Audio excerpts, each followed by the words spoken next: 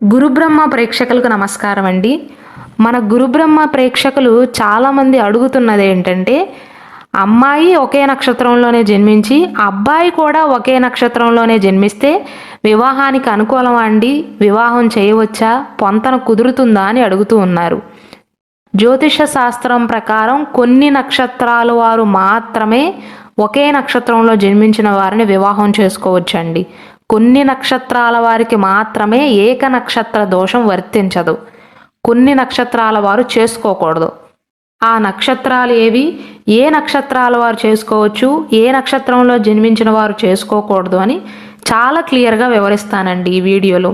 శ్రీ దుర్గాదేవి జ్యోతిష్యాలయం. మీరు ఇప్పుడు వరకు ఎక్కడెక్కడో జ్యోతిష్యం చెప్పించుకుని నిరాశ చెంది ఉన్నారా? అయితే ఒక్కసారి గురువు గారికి ఫోన్ కాల్ చేసి చూడండి. ప్రేమ, పెళ్లి, ఉద్యోగం, రాజకీయం, విదేశీ ప్రయాణం, ధనం నిలకడగా లేకపోవటం, భార్యాభర్తల మధ్య గొడవలు, ఆస్తి తగాదాలు, అప్పుల బాధలు, స్త్రీ పురుషుల ఎలాంటి గుప్త సమస్యలకైనా, ఎటువంటి సమస్యలకైనా ఒక్క రోజులోనే పరిష్కారం చూపుతారు. వీరు ఫోన్ నంబర్ 9542637206. ఇంట్రెస్ట్ ఉన్న వాళ్ళు ఎవరైనా ఏ టైంలోనైనా వీరికి కాల్ చేయవచ్చు. ఉదాహరణకు అశ్విని నక్షత్రంలో జన్మించిన వారిని తీసుకున్నట్లయితే, అశ్విని నక్షత్రంలో జన్మించిన వారికి 27 నక్షత్రాలలో జన్మించిన వారికి వివాహ పొంతన కుదురుతుందా, ఎన్ని పాయింట్లు వస్తాయి, ఎవరిది డామినేషన్ ఉంటుంది, ఎంత శాతం అనుకూలంగా ఉంటుంది, ఏమైనా దోషాలు ఉన్నాయా అని చాలా క్లియర్గా ఒక్కొక్క నక్షత్రానికి సపరేట్ వీడియోస్ చేశానండి. ఒకవేళ అవి చూడనట్లయితే దయచేసి మన గురుబ్రహ్మ ఛానల్లోకి వెళ్ళి చూడండి. జ్యోతిష శాస్త్రం ప్రకారం మనం అష్టకోట గుణమేళాన్ని చూస్తామండి. అష్ట అంటే 8 అని అర్థం. 8 కోటాలను చూస్తాం. వర్ణకోటం, వశ్యకోటం, తారాకోటం, యోనికోటం, మైత్రికోటం, రాశికోటం, నాడీకోటం, ఇలా 8 కోటాలను చూసి 36 పాయింట్లకు ఎన్ని పాయింట్లు వస్తాయో క్యాలిక్యులేట్ వేస్తాం. ఒకవేళ 18 పాయింట్లు వచ్చాయనుకోండి, వివాహం అనుకూలం, అమ్మాయికి అబ్బాయికి వివాహం చేయవచ్చు. 18 లేదా 18 పాయింట్ల కంటే ఎక్కువ రావాలి, అప్పుడు మాత్రమే వివాహానికి అనుకూలం. 18 పాయింట్ల కంటే తక్కువ వచ్చినాయి అనుకోండి, వివాహం చేయకూడదండి, అనుకూలం కాదు. 17.5 వచ్చినా సరే వివాహం చేయకూడదు. ఎన్ని పాయింట్లు ఎక్కువ వస్తే అంత మంచిది, అంటే అంత అన్యోన్యంగా ఉంటారు అని అర్థం.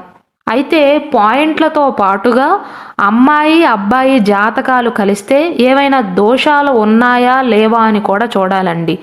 అప్పుడు మాత్రమే తుది నిర్ణయం తీసుకోవాలి. ఎన్ని పాయింట్లు వచ్చాయి, ఏమైనా దోషాలు ఉన్నాయా లేవా అని చూడాలి. అయితే జ్యోతిష శాస్త్రం ప్రకారం 27 నక్షత్రాలలో కొన్ని నక్షత్రాల వారికి మాత్రమే ఏక నక్షత్ర దోషం వర్తిస్తుంది. అంటే ఆ నక్షత్ర జాతకులు అదే నక్షత్రంలో జన్మించిన జీవిత భాగస్వామిని పొందకూడదు. వారు ఎవరో ఇప్పుడు వివరిస్తానండి.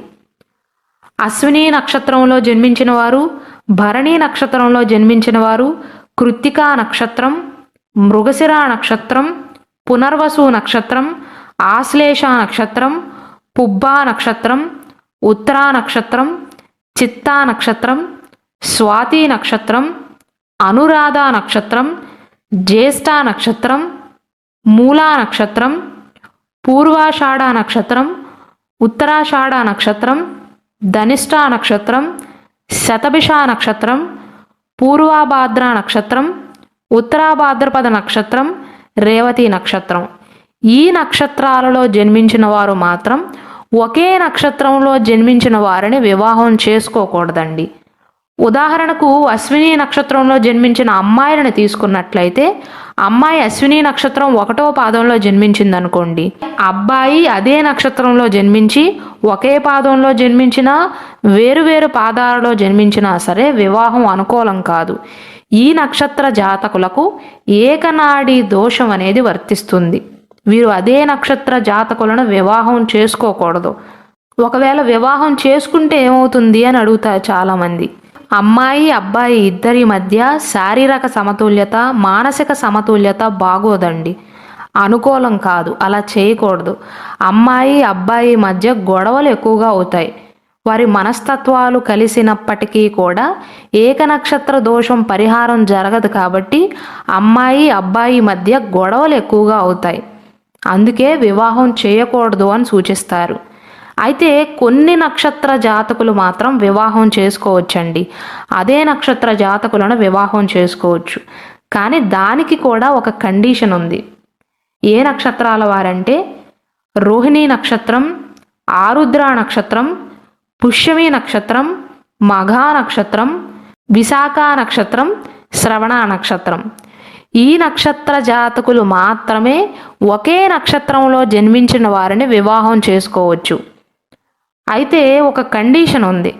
ఉదాహరణకు రోహిణీ నక్షత్ర జాతకులను కనుక తీసుకున్నట్లయితే, ఒకవేళ అమ్మాయి అబ్బాయి ఇద్దరూ కూడా ఒకే రాశి, ఒకే నక్షత్రం, ఒకే పాదంలో జన్మిస్తే వివాహానికి అనుకూలం కాదు. అలానే ఇంకొక కండిషన్ ఏంటంటేనండి, అబ్బాయి జన్మించిన పాదం అనేది అమ్మాయి జన్మించిన పాదం కంటే ముందు ఉండాలి. ప్రతి ఒక్క నక్షత్రంలో కూడా 4 పాదాలు ఉంటాయండి. 1వ పాదం, 2వ పాదం, 3వ పాదం, 4వ పాదం. దీనినే చరణాలు అని కూడా పిలుస్తారు. ఉదాహరణకు అబ్బాయి 3వ పాదంలో జన్మించాడు అనుకోండి. ఒకవేళ అమ్మాయి అదే నక్షత్రం అయితే, అబ్బాయి అమ్మాయి ఇద్దరు ఒకే నక్షత్రంలో జన్మించినట్లయితే 4వ పాదంలో జన్మించిన అమ్మాయిని మాత్రమే వివాహం చేసుకోవాలి. 1, 2, 3 పాదాల్లో జన్మించిన అమ్మాయిలను ఎందుకు వివాహం చేసుకోకూడదంటే, 1, 2 పాదాల్లో జన్మించిన అమ్మాయి అనుకోండి, అబ్బాయి పాదం కంటే అమ్మాయి ముందుంది, అది కుదరదు. 3వ పాదం అయితే అమ్మాయి పాదం అబ్బాయి పాదం ఒకటే అవుతుంది కాబట్టి అది కూడా కుదరదు. ఉదాహరణకు అబ్బాయి 2వ పాదం అనుకోండి, అదే రాశి అదే నక్షత్రం 3వ పాదం 4వ పాదంలో జన్మించిన అమ్మాయిని మాత్రమే వివాహం చేసుకోవాలి. 1వ పాదం 2వ పాదంలో జన్మించిన అమ్మాయి వీరికి పనికిరాదు.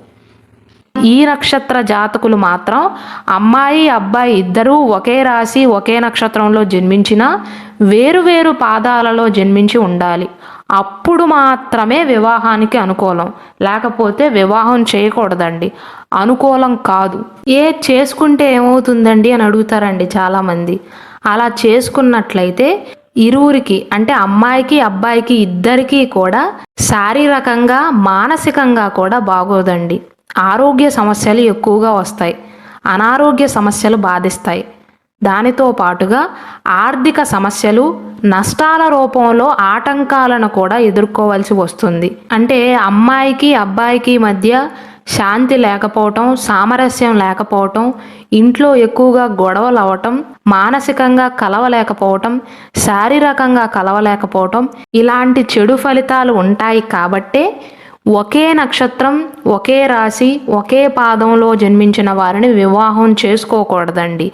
అలాగే నేను ఇంతకుముందు చెప్పినట్లుగా కొన్ని నక్షత్ర జాతకులు మాత్రం ఒకే రాశి ఒకే నక్షత్రం ఒకే పాదమైన వేరువేరు పాదాలలో అమ్మాయి అబ్బాయి జన్మించినా సరే వివాహం అనుకూలం కాదు, ఏక నక్షత్ర దోషం ఉంటుంది. ముఖ్యంగా బాగా సఫర్ అయ్యేది ఎవరంటే, ఎవరైతే చిన్నవారు ఉన్నారో, అంటే అమ్మాయి అబ్బాయిలో చిన్నవారు ఎవరైతే ఉన్నారో అంటే అమ్మాయికి ఎక్కువగా హెల్త్ ఇష్యూస్ వస్తాయండి. కేవలం శారీరకంగానే కాదు, మానసికంగా కూడా బాధపడుతుంది. ఇంట్లో ఆనందం కరువు అవుతుంది. దానికి తోడు వారికి వచ్చే సంపాదన కూడా తగ్గుతుందండి. అందుకే ఏక నక్షత్ర దోషం అంటారు. ఈ దోషం ఉన్నవారు వివాహం చేసుకోకూడదు. అంటే నేను ఇందాక చెప్పిన నక్షత్రాల్లో జన్మించిన వారు ఒకే నక్షత్రంలో జన్మించిన వారిని వివాహం చేసుకోకూడదు. మీకు ఇంకా డౌట్స్ ఉన్నట్లయితే నాకు కింద కమెంట్ సెక్షన్లో తెలియచేయండి.